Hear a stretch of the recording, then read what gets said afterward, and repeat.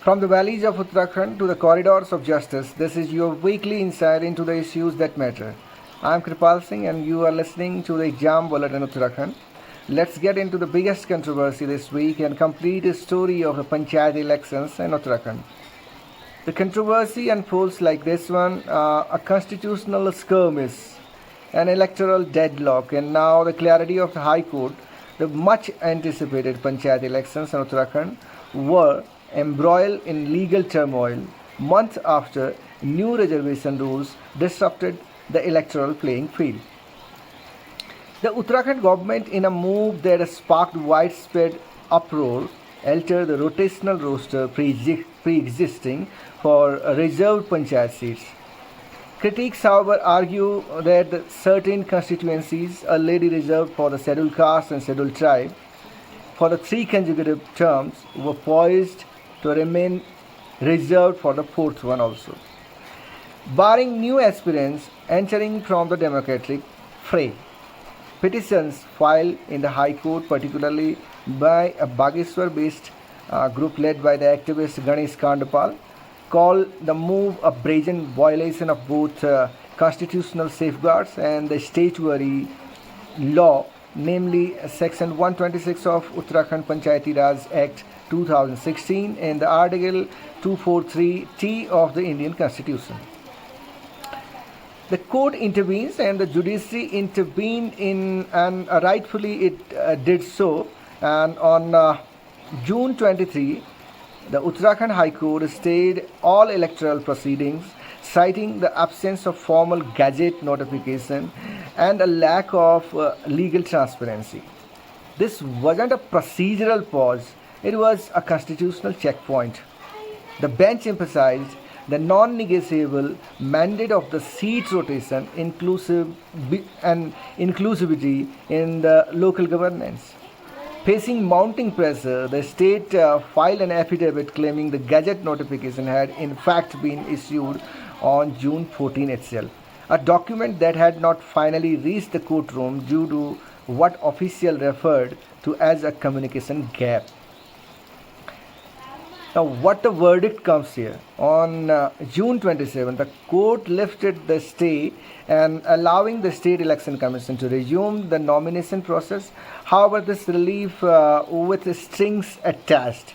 The government must submit detailed response within weeks, explaining the rationale and the legality behind the revised rotational framework.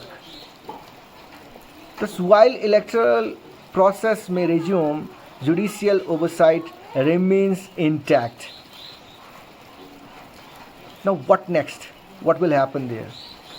Government must justify the logic of new reservation schedule by mid-July.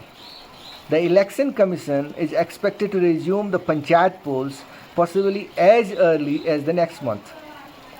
However, the political observers say this episode has spotlighted fragility of the local democratic mechanism and need greater constitutional literacy on the grassroots. Now, while all this is going there, what I think, High Court may have unlocked the procedural gates for the election. But one must ask this one, has the Election Commission truly weighed the terrain it must now traverse? The month of July in Uttarakhand is not merely a date or calendar itself.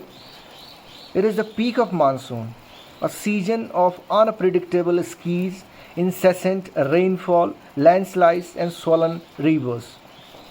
In the hills of Uttarakhand, valleys also, where their election must unfold, entire roads are washed away overnight, footbridges disappear, rural hamlets become islands of inaccessibility.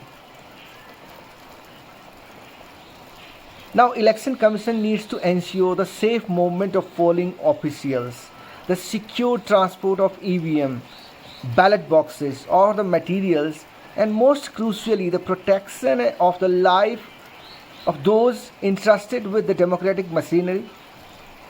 Will there be helicopter deployments for the remote booths? Will the disaster management force be roped in?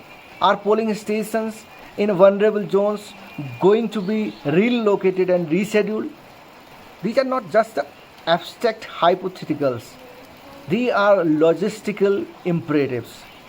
If elections must uphold the spirit of democracy, then they must also honor the dignity and safety of every person involved, from the presiding officer to the last mile voter trudging through the mud to cast a ballot. In the next press briefing, Election Commission must speak not only in the terms of schedules and rosters, but also in the terms of climate resilience and the human welfare, ethical administration, because no democratic victory is worth a human tragedy in hills. Meanwhile, apart from this, if the court finds a revised roster arbitrary and unconstitutional, a restructuring of the reserve seats might be ordered, potentially derailing and delaying the ongoing electoral cycle once again.